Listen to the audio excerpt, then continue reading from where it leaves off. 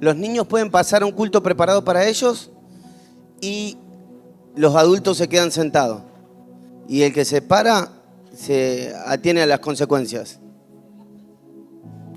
Fran. Hermanos, ¿cómo están? Dios les bendice. Bienvenidos a los que no pueden saludar. Estamos en nuestro primer culto y ya me quedan 35 minutos para que comience el otro. Así que si usted no engancha algún concepto de la palabra, lo mira por internet y lo repasa. Se queda para el segundo, si quieres, claro, está invitado. Digan conmigo, efecto mariposa. En la teoría del caos, Edward Lorenz escribe: el efecto mariposa es un fenómeno descrito en sistemas caóticos, con dependencias sensitivas en las condiciones iniciales, por lo cual cualquier pequeña variación en la condición inicial en un sistema determinado no lineal acabará dando lugar a una diferencia mayor en estados posteriores. Eso implica que si en un sistema se produce una pequeña perturbación inicial mediante un proceso de amplificación, podrá generar un efecto considerablemente grande a corto a mediano plazo. Es un concepto de la teoría del caos. El ejemplo que pone Edward Lorenz dice: por el efecto mariposa, si hay dos mundos paralelos, idénticos, exactamente con el mismo clima, en las mismas condiciones, pero en uno ponemos una mariposa aleteando y en el otro no existe la mariposa aleteando, la consecuencia a lo largo del tiempo será totalmente distinta. Porque, quiero que repita esto conmigo, pequeños actos producen grandes movimientos. Y es el efecto mariposa. El efecto mariposa tiene que ver con el aleteo, la diferencia que puede hacer el aleteo de una simple mariposa. Si me quieren acompañar a la palabra de Dios, quiero que me acompañen a Ruth, capítulo 1, verso 6. Vamos a conversar sobre este libro y dice Ruth, capítulo 1, verso 6. Entonces se levantó con sus nueras y regresó de los campos de Moab, porque oyó en el campo de Moab que Jehová había visitado a su pueblo para darles pan. El apóstol Daniel nos cuenta que cuando él estaba trabajando, uno de sus testimonios, nos cuenta que él estaba trabajando en el puerto y había sido el último empleado de la oficina. Y en Argentina, cíclicamente, como en casi todos los países latinos, vamos a decirlo así, hay crisis constante. Y en entonces comienza a escuchar. Yo trabajé donde trabajó el apóstol, o sea, al pastor le decían, ¿cómo decían? El paloma, algo así, pecho paloma, una cosa así. ¿Vieron que el pastor camina todo así? Bueno, él le decía palomón. Él trabajó en el mismo puerto que trabajé yo, haciendo lo mismo que hacía yo, nada más que yo lo hacía con los camiones y él lo hacía con los barcos. Era control de embarque, yo hacía control de camiones. Entonces, la cuestión es que el pastor se entera de que por la crisis iban a hacer algunos cambios. Inmediatamente él, sin orarlo, sin pensarlo, sale a buscar trabajo. Y encuentra trabajo y deja su trabajo y se va al otro trabajo y se desata la peor crisis de la historia de su vida. Por no orarlo y por tomar una pequeña decisión que afecta, no solamente lo afectó a él, sino que afectó a toda su familia. Quiero que mires a que tenés al lado, si sos mamá, si sos papá, si sos esposa, si sos esposo, si sos hija, si sos nieto, si sos bisabuela, lo que sea, que lo mire y le diga: todas tus decisiones tienen consecuencias grandes. La historia que vamos a ver, como les decía, es la historia de Elimelec y Noemí. Este matrimonio la vamos a hacer muy resumida, pero Elimelec, por la necesidad económica, monetaria, sale de su país al igual que muchos de nosotros. Y salimos de nuestros países, ¿por qué? Porque había necesidad. Y la Biblia no cuenta que en Moab no había necesidad. La Biblia dice que había hambre en la tierra. Entonces, Noemí, junto con Elimelec y sus dos hijos, salen en busca de pan. Y estando en la tierra de Moab, se muere Elimelec, el esposo de Noemí. Y después que se muere Elimelec, se mueren sus dos hijos, Kelión y Malión. A ver si lo tengo. Sí. Se mueren los dos hijos. Malión y Kelión. Y cuando se mueren sus dos hijos, ellos deciden retornar. Dice Ruth capítulo 1, verso 3, y murió Elimelec, marido de Noemí, y quedó ella con sus dos hijos, los cuales tomaron para sí mujeres moabitas. El nombre de una era Orfa y la otra era Ruth. Y habitaron allí unos 10 años, y murieron también los dos hijos, Malión y Kelión, y quedando así la mujer desamparada de sus dos hijos y de su marido. La historia comienza con una mujer en desamparo, y entonces en el verso 6 que le acabo de leer dice, y entonces se levantó con sus nueras y regresó. Digan conmigo, regresó. En la tierra de Moab, Noemí escuchó que Dios había visitado a su pueblo con pan, así que emprendió el viaje de retorno. Porque siempre que hay un tiempo de visitación, también Dios nos está invitando a volver. Cuando Dios está visitando a su pueblo, Dios le está diciendo al lugar en donde está la visitación es, vengan, regresen a mí. Yo, hermanos, considero personalmente que Dios está haciendo volvernos a Él. Hoy me visita mi amigo Sergio. Y Dios está haciendo volver a Sergio a Él. A Sergio nadie lo evangelizó, a Sergio nadie lo invitó. Simplemente Sergio me dice, pastor, voy a ir el domingo a la iglesia. Y ahí está sentado. Porque estamos en un tiempo de visitación. Hermano, ¿cómo era su nombre? José María, amigo de Milena. Lo trajo el miércoles. Y José María vino solo. ¿Por qué? Porque Dios nos está llamando de regreso a su presencia. No tiene que ver con nosotros. Fran vino el miércoles por primera vez, ¿no, Fran? Vino, recibió el Espíritu Santo y está de vuelta acá. Porque Dios nos está llamando que regresemos a Él. Quiero que toques al de al lado y le digas, Dios te está pidiendo que regreses. Dice, Noemí no está siendo visitada. Noemí no está siendo visitada. La visitación está en Belén. Entonces, Noemí, con sus nueras, con su nuera, porque una se queda en el camino, tiene que regresar. Noemí toma la decisión de regresar. Qué bajón, hermanos.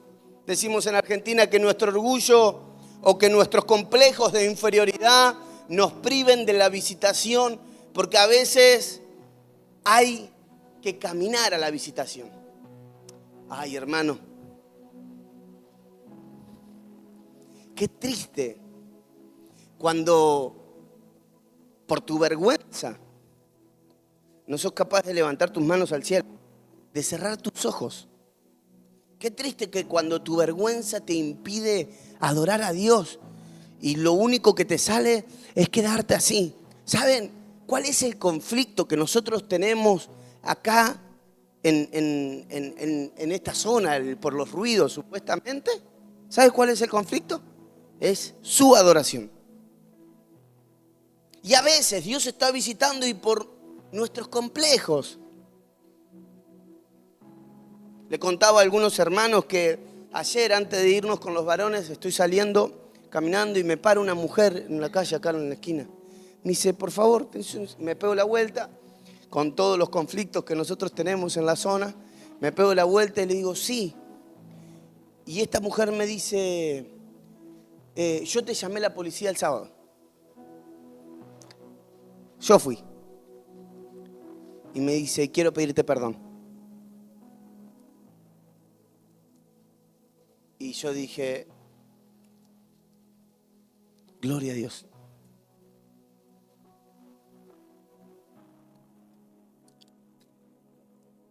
Estábamos ahí afuera sin hacer ruido.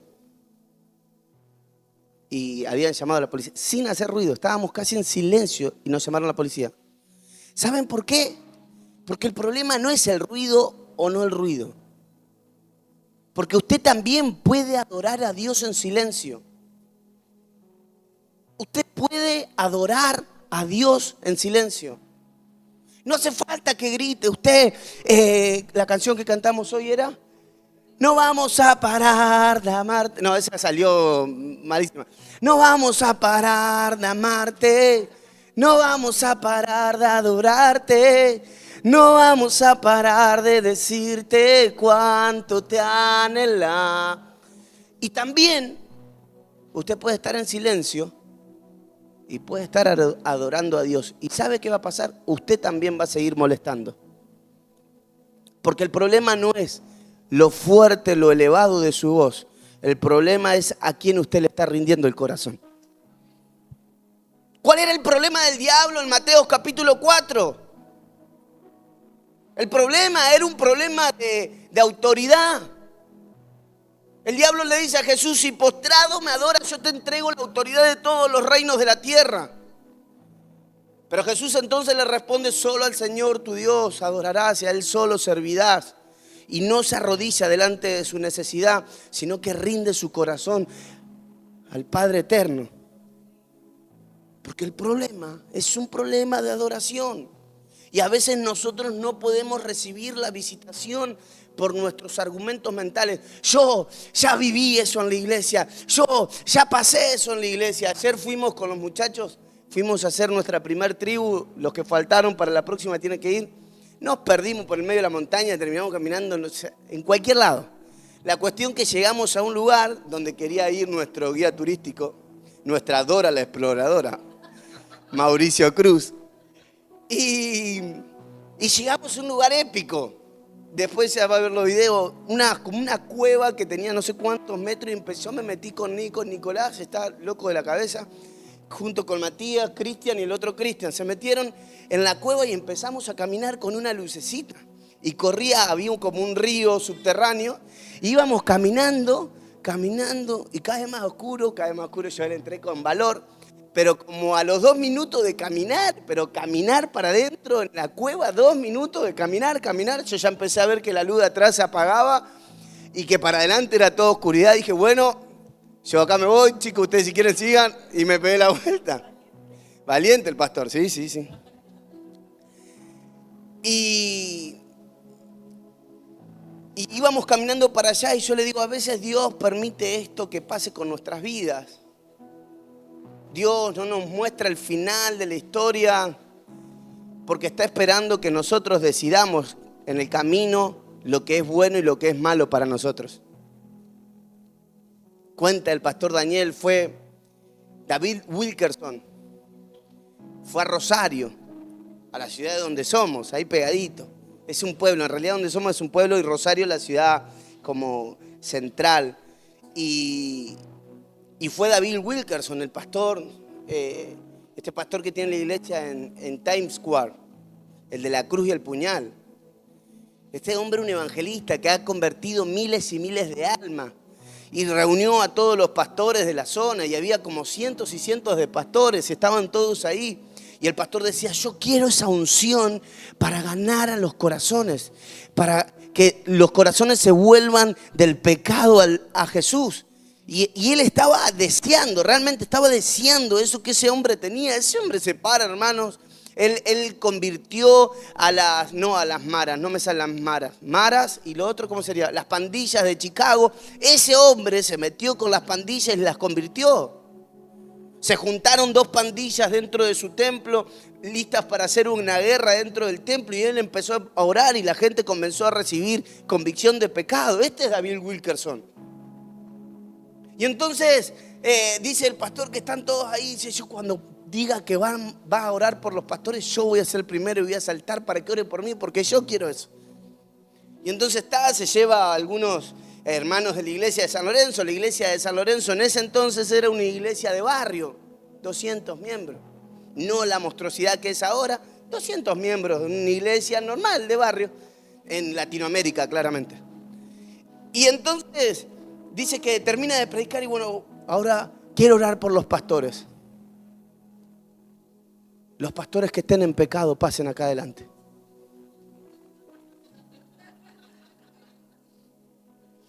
Y dice que él estuvo ahí como luchando.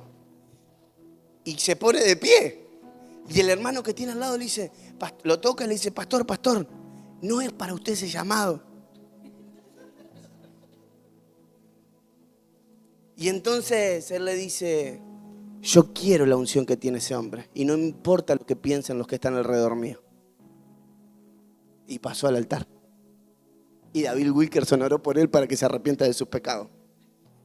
David Wilkerson, hasta el día de hoy, que ya murió, no sabe por qué oró por ese hombre. Pero ese hombre volvió. Usted tiene que volver. ¿Qué cosas te alejan de la visitación? Tus argumentos, tu orgullo. Tenemos que caminar a la visitación. ¿Y saben qué? Caminar a la visitación a veces te va a hacer que vos le pidas oración a una persona que está encendida. Yo creo que nuestros jóvenes están viviendo una visitación. Sí. Entonces, yo veo todos los conflictos, que estos se juntan y viene la policía, la Guardia Nacional, el Ejército Español, están todos parados acá afuera. Y yo, ¿qué pasó? No, los jóvenes están teniendo el culto de jóvenes adentro. Y yo, Dios mío. Y Nico me decía esta semana, es con los jóvenes, siempre pasa con los jóvenes. El miércoles nos fuimos del culto y se quedaron los jóvenes organizando la reunión del viernes y le vino la policía de vuelta. Es con ellos. Así que esa gente está teniendo una visitación. Entonces, cuando esté al lado de un joven, usted tiene que decir, por favor, orá por mí, porque yo también quiero eso que vos tenés. Porque ellos están viviendo una visitación. Lo que les pasó en el campamento. Y yo me corro un poco para atrás, me muevo para atrás, porque no me quiero cargar laureles que no son míos. Yo lo único que hice, la verdad, para el campamento fue venir y decirle, a ver, chicos, ¿cómo están los números? Y Nico me dice, estamos mal, pastor. Y me volví a ir a mi casa. Y no dije más nada por las dudas. No me quiero cargar ningún laurel, pero aprendí a lo largo del tiempo de conocer al Señor a discernir cuando el Señor se está moviendo en algunas áreas. Cuando Dios está visitando a alguna persona. Aprendí a darme cuenta de quiénes son esas personas y decir, ok, hay que contagiarse de esto. Por eso de vuelta les digo, cuando tengo un joven al lado, decirle, quiero que me contagie de lo que Dios le está dando. Yo lo quiero. Porque no se trata de edad la visitación de Dios. Se trata de cuán preparado y cuán listo esté tu corazón para recibir lo que Dios te quiere dar. Hermanos, Noemí caminó hacia la visitación. ¿Cómo? Dice la palabra que oyó. Digan conmigo oyó. Shamá. Digan conmigo, Shamá. S-H-A-M-A. Shamá. Que es oír inteligentemente, atender. César, escúchame. Sí, mami. Pía, escúchame. Sí, pa. ¿No le pasó que le habla una persona? ¿Y qué odio nos da? Por lo menos a mí. Me da odio, no me da bronca ni ira, me da odio. Que yo esté hablando con otra persona y la otra persona está así. Y por ahí me dice, no, es que estoy tomando notas del mensaje, pastor. Contate otro. Te voy a dar nota del mensaje con Nat.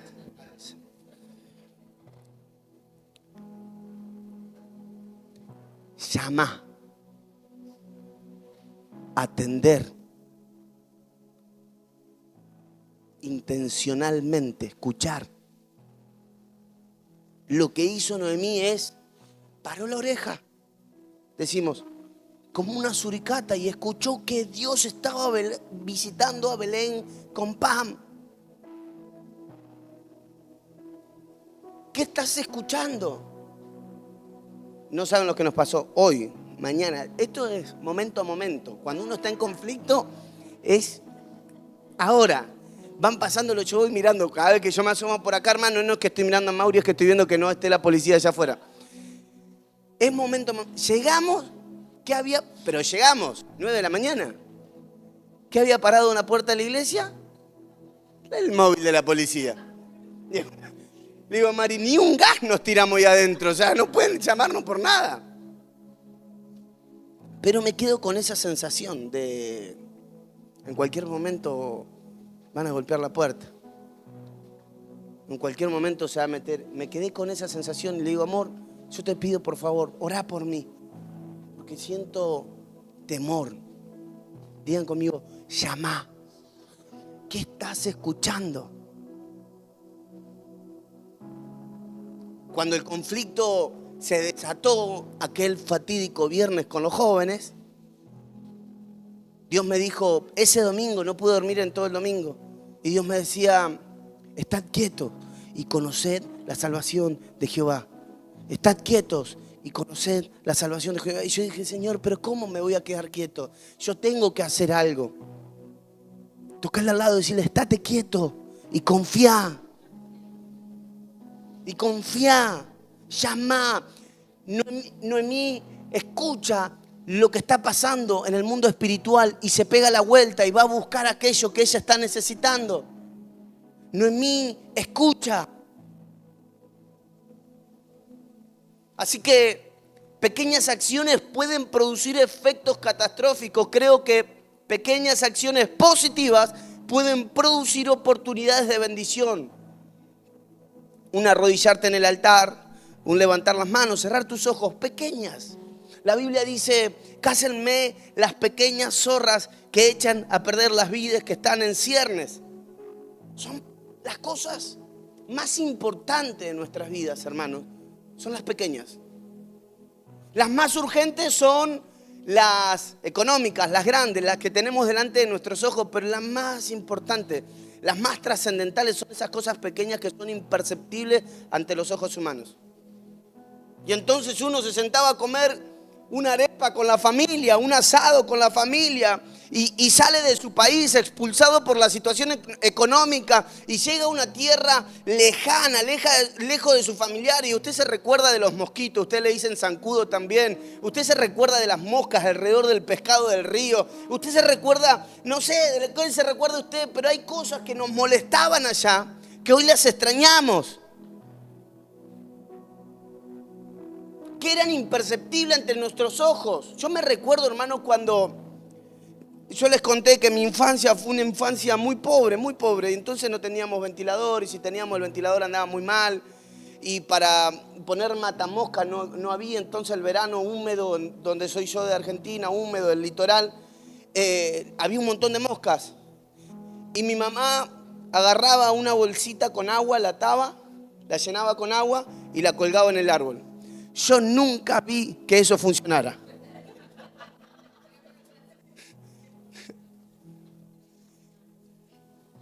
Nunca, hermano. Comíamos y la mosca te pasaba por la boca. Y la bolsita colgando. No tenía sentido lo de la bolsita. Pero yo me recuerdo de esos momentos y digo, ¿cómo volvería a sentarme a comer el pescado debajo de la sombra del patio de la casa de mi papá con esa bolsita colgada ahí arriba? Porque las cosas más importantes de nuestra vida son imperceptibles. No es cuánto tengo que cobrar, cuánto dinero tengo que tener en el bolsillo, cuánto tengo que lograr, poseer, conquistar, alcanzar. Es ese abrazo. Es esa mirada a los ojos. Es ese pasá que no te voy a hacer nada, de mi papá. Y tenía el cinturón en la mano. Pasá que no te voy a hacer nada. César, pasá que no te voy a hacer nada. Y uno pasaba saltando porque... Así, y si mi papá me erraba, se calentaba el doble. Y ahí ahí me corría por toda la casa hasta que me daba alguno. Llama. ¿Qué estás escuchando? Podés hacer cosas que son muy pequeñitas hoy. Un pequeño aleteo de mariposa que le cambie la historia a tu generación. Un pequeño aleteo. que le va a cambiar la vida a Londres y a Juan. Un pequeño aleteo. Nada más. No nos hace falta. A veces nosotros venimos a la iglesia y queremos cambiarlo mega de manera inmediata.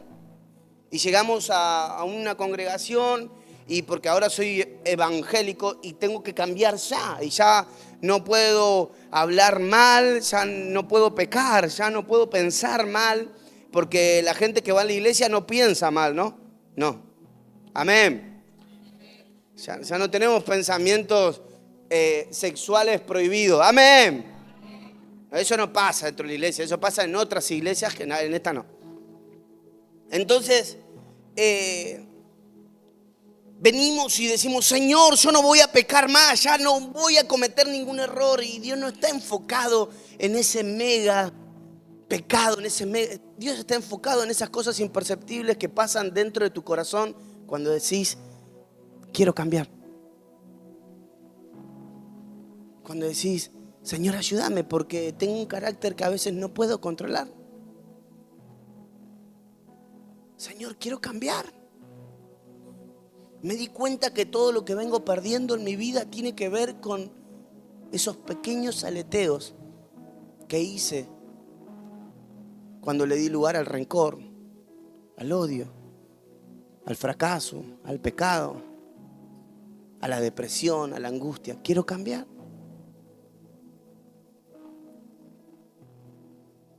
Pastor, ¿y qué? Ahora no me voy a caer para atrás y me voy a endemoniar. No va a pasar nada de eso.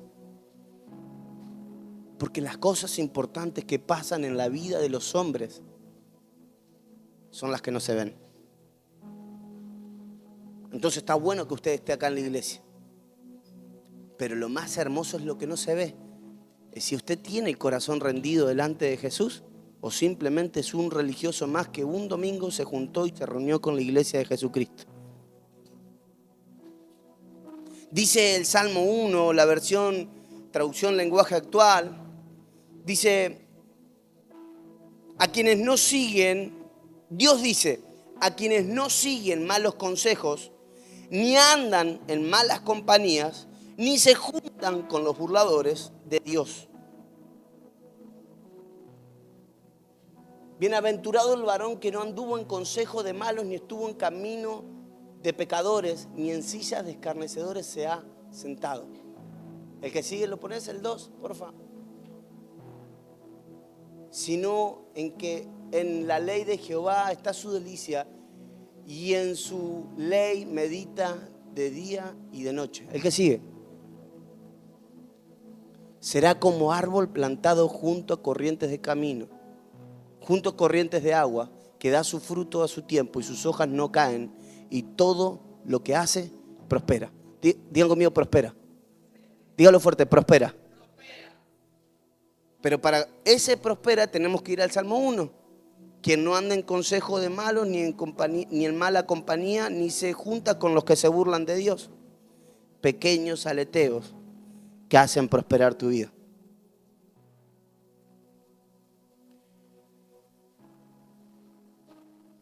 Oyó y regresó. La visitación te obliga, como les decía al comienzo, a retornar, a dejar lo que queda atrás. Ruth capítulo 1. Verso 7, salió pues del lugar donde habían estado y con ella sus 2 nueras y comenzó a caminar para volver a la tierra de Judá. Salga del lugar donde está. Si usted oyó a Dios que está visitando en algún lugar, salga del lugar donde está. Muévase, y esto tal vez para muchos será moverse geográficamente, pero no me refiero a eso. Mueva su corazón del lugar donde lo tiene. Para muchos en esta mañana el moverse tiene que ver con salir del pecado, salir de ese bucle que te hace vivir una y otra vez la misma historia sin parar. Salite de ahí, porque te vas a terminar acostumbrando a vivir en ese lugar.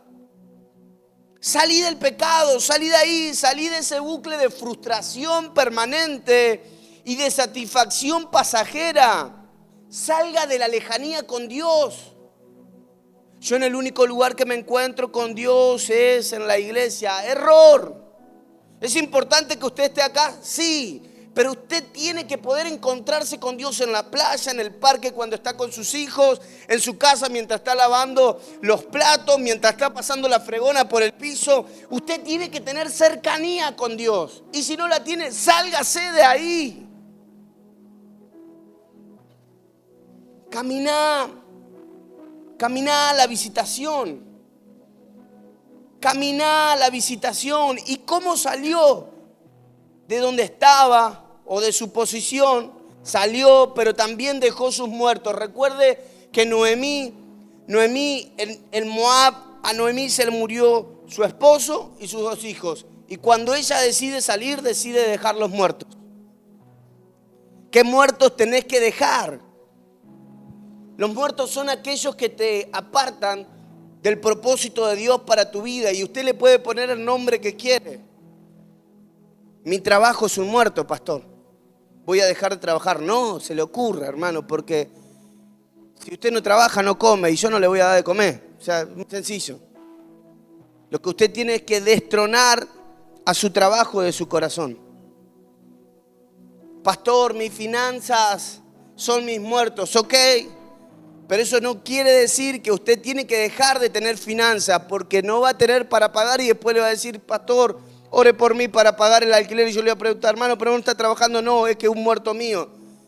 No. Pero si esas cosas a vos te apartan del propósito de Dios, las tenés que destronar de tu corazón. Si estás con alguien que te aleja del propósito, tenés que dejar esos muertos. Ella dejó sus muertos. La gente que le daba identidad y pertenencia. Ser viuda en el Antiguo Testamento era un estigma muy grande. Deja tus muertos. Hay un lugar mejor que Dios preparó para vos. Cuando ella sale de ese lugar, está dejando atrás todo lo que le da identidad y pertenencia. Pero para ir a la visitación hay que dejar los muertos. Así que en el nombre de Jesús, mi hermano, usted tiene que dejar a sus muertos. ¿Qué muertos usted tiene? Gracias, Yubi. ¿Qué muertos usted tiene? Usted lo sabe. Un acto que Noemí iba a hacer en el futuro, pero lo vamos a ver ahora, es que Noemí estaba abrazada a su dolor, como muchos de nosotros a nuestro dolor. Noemí llega a Belén y la gente empieza a decir, volvió Noemí, que su significado es dulzura. Y entonces cuando todo el mundo empieza a decir, llegó Noemí, Noemí le dice, ya no quiero que me llamen Noemí, a partir de hoy me van a llamar Mara, porque Jehová me ha amargado, me ha enviado amargura. A partir de hoy ya no voy a hacer dulzura, voy a hacer amargura. Y está en el lugar de la visitación. Y está en el lugar donde Dios está visitando a su pueblo, pero ella decide que se va a llamar amargura porque está abrazada a su dolor. Y usted no va a poder recibir nada si usted permanece abrazado a su pasado. Por más que esté en el lugar, en el epicentro de la visitación, no va a poder recibir nada porque estará abrazado al pasado. Hay gente que ha decidido vivir su vida vestida de luto, que dice, mi pasado es lo mejor que le pasó a mi vida. Cuando perdí a aquella persona, una parte de mí se murió. ¿Alguien lo escuchó esto? Una parte de mí se murió con mi papá, con mi mamá, con ese hijo, con esa hija. Y han permitido y se han abrazado al dolor y hoy están queriendo progresar, queriendo avanzar, pero no pueden, están amargados. Están fracasados, se sienten así. Lo que Dios quiere traer sobre tu vida es lo mejor. Dios trae un tiempo diferente. Dios quiere cambiar tu lamento en baile. Pero para que eso pase tenés que soltar. Y hasta que no sueltes no va a pasar. Es tan fácil decirlo. Estaba esta semana ministrando una sanidad interior y pasó algo espectacular. Yo estoy ministrando la sanidad interior a un hermano y le estoy haciendo preguntas y entonces tengo un pensamiento que le tenía que soplar 7 veces en la espalda. Acá, en esta zona. Y el hermano está sentado y yo empiezo. Y dentro de mí yo pensaba, ¿qué estoy haciendo? Y llegué a casa y yo le conté a la pastora, le digo, pero no creí en ningún momento en lo que estaba haciendo. Solamente lo estaba haciendo porque tuve un pensamiento del Espíritu Santo y empezó. 4, 5, 6, 7. Termino el 7. ¿Y sabe lo que pasó? ¿Sabe lo que pasó? Nada.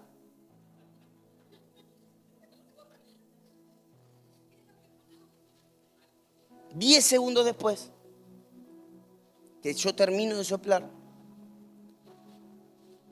tengo que orar por mi hermano, por un brebaje que le dieron, que estaba en su cuerpo y que no lo dejaba ser libre. Entonces cuando yo estoy orando, y mi hermano me dice, no me sigas hablando porque me duele. No me hables porque me duele.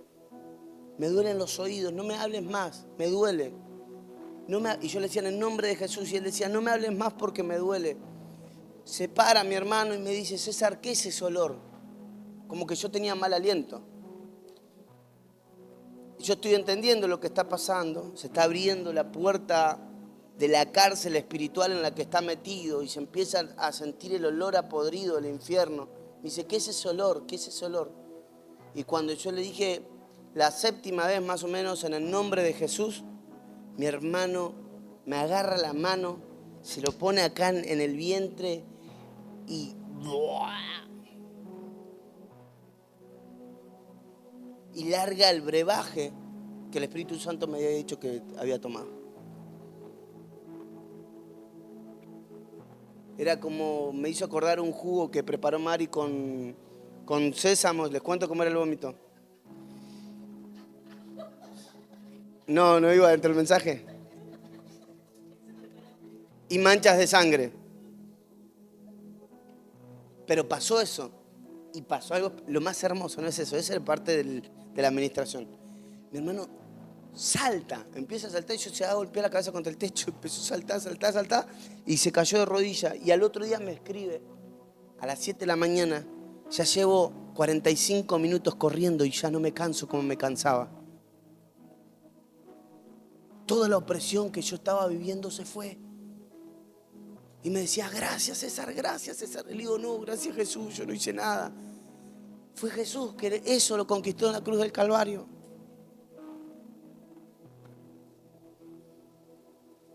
Soltá. ¿Por qué les cuento esto? Porque mi hermano estaba atado a la Virgen del Cobre. Y a veces nosotros no estamos atados a la Virgen del Cobre.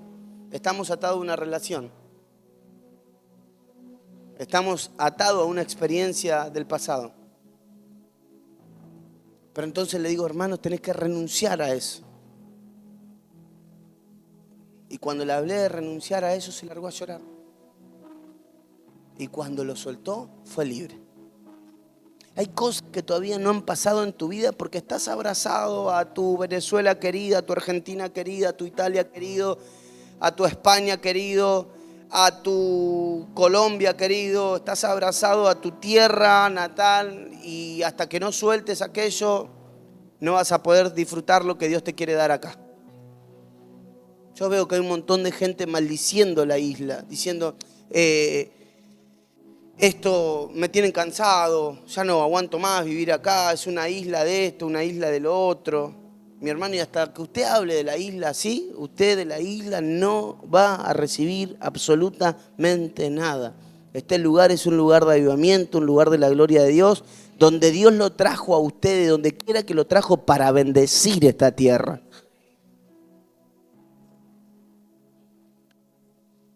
En tiempos de visitación, Dios le da a Noemí pan. Quiero ir rápido. El pan es un llamador. Y todos nosotros venimos acá por pan. Venimos con necesidades.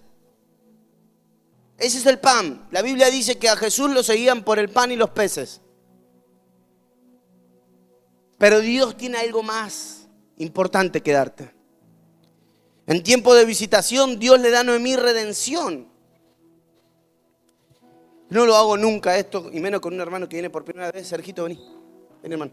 Pobre Sergito, lo voy a matar, me odia. Si Sergio vuelve, es porque yo quería, y si no, ya sabe por qué no vino más, porque el pastor lo hizo pasar adelante. Sergito vino por pan a la iglesia, no por pan, entiéndame, por pan figurado en una necesidad personal. Él vino a buscar y tiene una necesidad personal. Entonces viene a la iglesia porque él tiene una necesidad. Pero entonces viene. Vení, Sergio. Y Dios le suple su necesidad. Y no solamente su necesidad, sino que ahora Dios lo redime. ¿Qué es lo que hace vos con Ruth? Ruth era una sin nombre, una extranjera, una moabita. Pero cuando se casa con vos, se convirtió en la tatarabuela del rey David. Y se metió en la genealogía de nuestro Salvador Jesucristo. Una persona sin nombre. Una persona sin futuro. Que vino por pan. Pero Sergio, en el nombre de Jesús, Dios tiene un propósito más grande por el cual te trajo esta mañana a este lugar.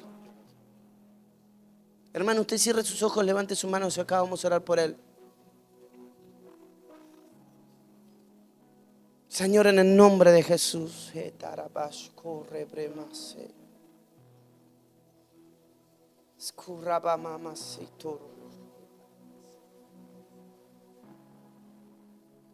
Señor, venga tu presencia sobre la vida de mi hermano. Y ahora todo lo que lo oprime, Señor, salga de su vida en el nombre de Jesús. Él puede recibir paz, pero esa paz que no viene de los recursos ni viene de la tranquilidad, que Él pueda recibir la paz que solamente vos podés dar. Una paz que sana, una paz que restaura, en el nombre de Jesús. En el nombre de Jesús. Sergio, ¿querés hacer algo conmigo? ¿Querés recibir a Jesús en tu corazón? Repetí conmigo. Señor Jesús, yo te pido perdón por todos mis pecados. En esta mañana yo te pido que escribas mi nombre en el libro de la vida. Yo te acepto como Señor y Salvador de mi vida. Llénalo todo. Llénalo todo. En el nombre de Jesús. Amén. Padre, gracias por tu Hijo. Porque hoy vos estás haciendo un punto y aparte en la historia de mi hermano. En el nombre de Jesús. Amén y amén. Dios te trajo por alguien más cerca, ¿ves? Hermanos, y de repente, fiesta en los cielos. Porque hay mayor gozo por un pecador que se arrepiente por 99 ovejas que están en el corral. ¿Sabe por qué pasa eso? Porque estamos en un tiempo de visitación. Y Dios en un tiempo de visitación te trae lo que vos necesitás, la carencia que tenés, pero también trae redención. Y te da mucho más abundantemente de lo que vos pedís, entendés o esperás.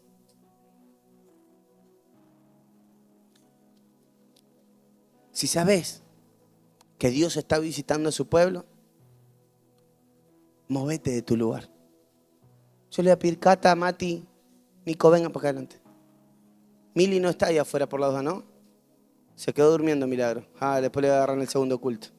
Milagro, si lo ve por internet, sí. La primera vez que no lo vamos a retar a Nicolás y lo vamos a retar. Bueno, pero vos tampoco te hagas el vivo.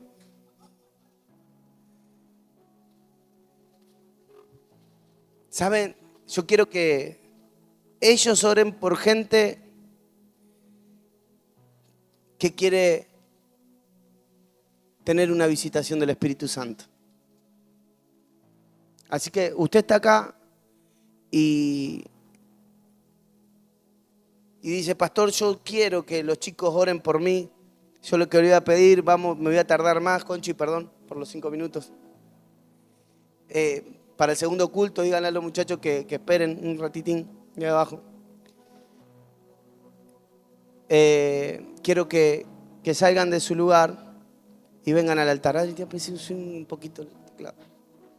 Póngase de pie, iglesia. Si usted dice, yo no quiero nada de esto, está bien, no está obligado, quédese en su lugar, pero si usted quiere recibir una visitación del Espíritu Santo, pase al altar. Estos jóvenes que están recibiendo una visitación van a orar por usted. En el nombre de Jesús. Chicos, porfa, oremos por la gente, ¿sí?